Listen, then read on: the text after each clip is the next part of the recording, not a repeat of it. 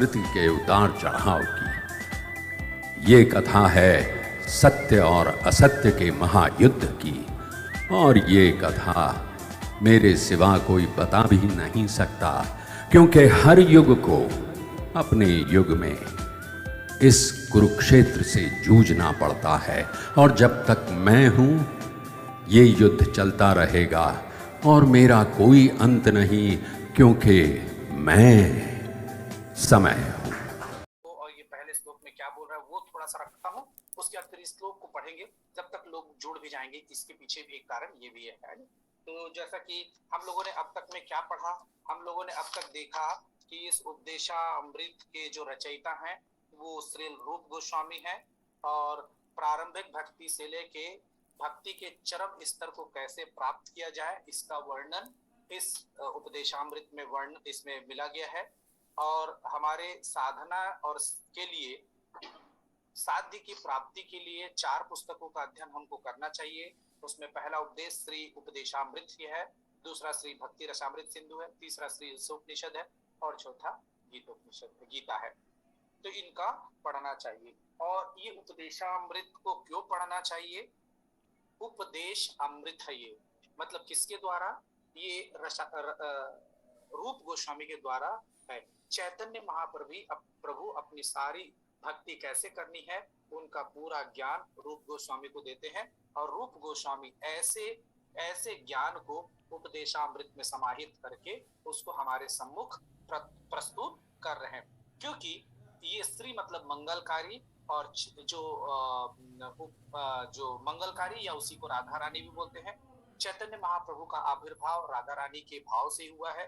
तो हम लोग देखेंगे कि इस भगवान श्री कृष्ण को प्राप्त कैसे कर सकते हैं, तो श्री चैतन्य महाप्रभु के माध्यम से। श्री चैतन्य महाप्रभु को कैसे प्राप्त कर सकते हैं, तो रूप गोस्वामी के द्वारा निर्देशित भक्ति के माध्यम से। और उनकी भक्ति कैसे करनी है वो इसी उपदेशामृत में इसका वर्णन मिला है।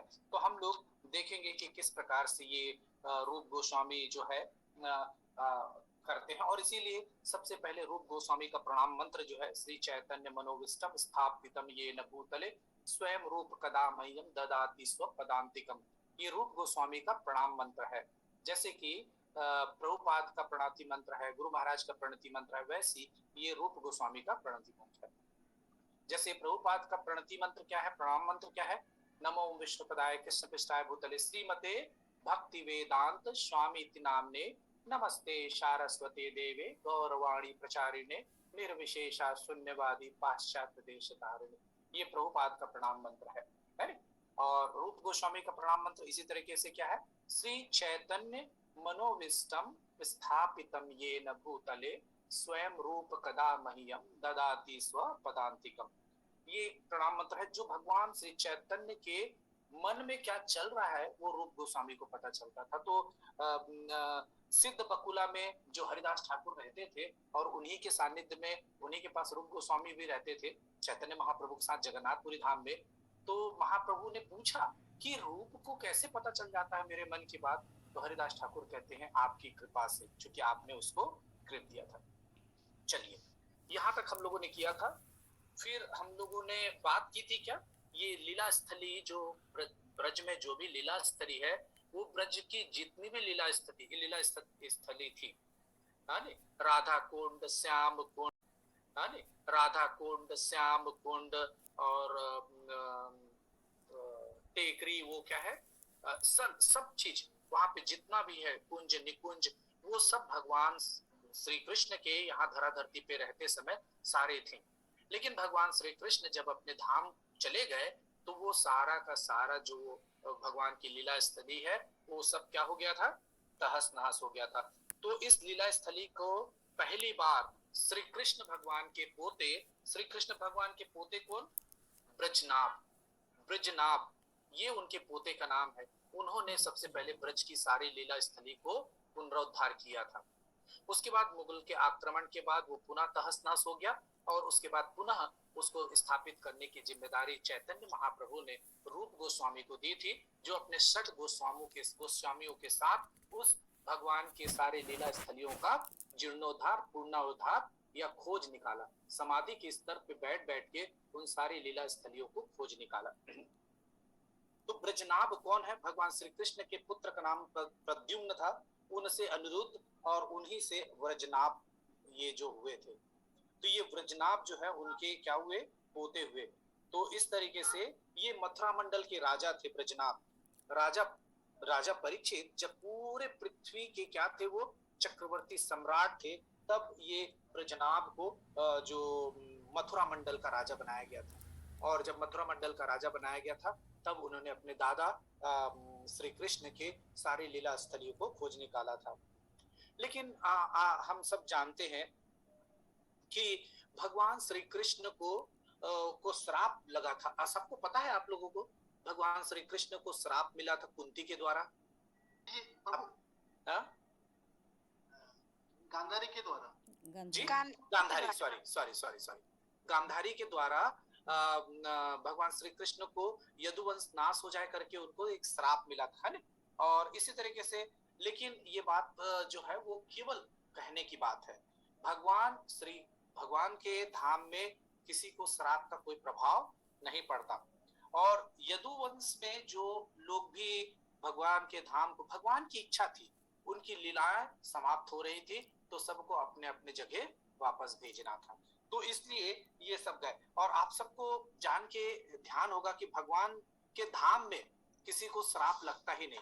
और इसका उदाहरण क्या है? इसका उदाहरण ये है कि भगवान, जो यदुवंश के लोग थे, वो भगवान के धाम द्वारिका में किसी ने आपस में लड़ाई नहीं की, वहां से किसी को श्राप का प्रभाव नहीं था। वो प्रभास क्षेत्र जो था वो सोमनाथ से करीबन 50-60 किलोमीटर दूर, वहां से दूर है वहां। और वहां से बल्कि सोमनाथ भगवान संकर्षण को सब लोग जानते हैं, तो सोमनाथ संकर्षण शंकर जी के प्रभाव क्षेत्र में हुआ। तो ये जो प्रभास क्षेत्र है, ये सब सोमनाथ में सारे यदुवंशी जो है आपस में लड़े थे। क्यों? शंकर जी का काम ही है उन सबको उनके धाम पहुंचाने का काम। वो किनका काम है? मुक्त करने का काम किनका है? शंकर जी का है, शिव जी का है। तो ये सब शिव के धाम में हुआ था। तो आप सबके जानकारी के लिए, या हम सबकी जानकारी के लिए, ये अनिरुद्ध की पत्नी जो है, अनिरुद्ध की पत्नी मतलब ब्रजनाभ की माँ, ब्रजनाभ की जो माँ अनिरुद्ध की पत्नी, वो राधा रानी की बहुत सेवा करती थी। और उन्हीं का आशीर्वाद मिला था कि आपका बेटा एक दिन राज्य करेगा। इसलिए ब्रजनाभ को ये मथुरा मंडल का जो है राजा बना था, और उन्होंने ही इसका पूर्ण उठाया। उसके बाद पुनः एक समय के बाद पूरा उन लीला स्थलियों का फिर से हो गया था। और फिर तो आप सबको पता है, रूप गोस्वामी के साथ 6 गोस्वामियों ने मिलके किया था। तो ये 6 गोस्वामी कौन कौन है? तो इनमें 6 गोस्वामी का नाम आता है रूप गोस्वामी। उसके बाद आप सबको पता है कि सनातन गोस्वामी बड़े थे, सनातन गोस्वामी, रूप गोस्वामी, उसके बाद है जीव गोस्वामी, भट्ट रघुनाथ और गोपाल भट्ट और दास रघुनाथ दास। ये 6 गोस्वामी हैं जिनका फोटो पिछले बार संजय प्रभु ने अपने स्क्रीन पे दिखाया था। और इस्कॉन के हर मंदिर में ये गुरु परंपरा में षट गोस्वामी का बड़ा विशेष स्थान है। क्योंकि यदि भगवान श्री चैतन्य की कृपा प्राहिये, तो हमें षट गोस्वामी की अनुगामी होना होगा। और षट गोस्वामियों का अनुगामी जब तक हम नहीं बन पाएंगे, षट गोस्वामी मतलब गो मतलब इंद्रिया, स्वामी मतलब उनके मालिक। हम सब क्या हैं? हम सब गोदास हैं। क्यों? हम इंद्रियों के दास हैं। हमारी इंद्रियां जो बोलने का, मेरे को ये बोलने का मन लगा तो बोल दिया। मैं देखा, आप लोगों ने कभी सुना ये चीज? हमेशा लोग बोलते हैं ना, हाँ मुझे बोलने का मन लगा तो मैं बोल दिया। हाँ, क्यों नहीं जाऊंगा, मेरा मन किया तो मैं चल दिया। अरे वो क्यों खा लिया, उससे पेट दर्द होगा, मेरा मन किया खाने का। तो आप देखते, जो भी कोई ये नहीं बोलता कि ये नीति शास्त्र में ये बात उल्लेख है कि नहीं। हम सब किसके दास हैं? हमारी इंद्रियां जो हमें बोलती हैं हम वही करने लगते हैं। इसलिए हम सब क्या हैं? इंद्रियों के दास हैं। और छोटी सी इंद्रियां हमको उसको गुलाम बना के रखी। छोटी छोटी इंद्रियां हैं हमारे, इसमें आंख है, नाक है, 5 ज्ञान इंद्रियां, 5 कर्म इंद्रियां। और देखिए कैसा नाच नचाती हैं।